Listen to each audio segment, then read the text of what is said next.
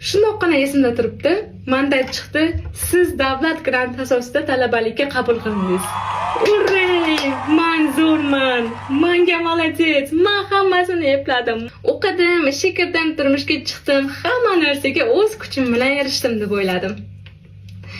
Rodzalga kirganimgacha. Bag'rimga bolani qo'yishganda tushundim unaqa bo'lmaganini. Men osmondan 18 yashar, o'qimishli, bilimli qiz bo'lib tushib qolmaganimni tushundim. Bunaqa chiroyli kiyimlarda la qilib yurishlarim o'zidan o'zi bo'lmaganini tushundim.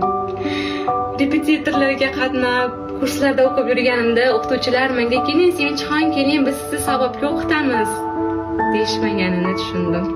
Shu o'g'limni oldin kashalarini olib beraylik, keyin produktda qilamiz. Oldin doktorga ko'rsatib olaylik, keyin o'zimiz mana shu ishimizni hal qilamiz deganimizda tushundim. Biz o'zimizdan o'zimiz katta bo'lib qolmagan ekanmiz. Agar o'sha mandat chiqqan kun hozir bo'lib qolganda, men shuni o'sha yozuvni o'qirdim, tabriklayman, siz student bo'ldingiz. Shuni onamga qarardimda, onaginam, молодец sizga, siz buni uddaladingiz, sizni qo'lingizdan keldi, siz zo'r ona bo'ldingiz. Tabriklayman sizni degan bo'lardim.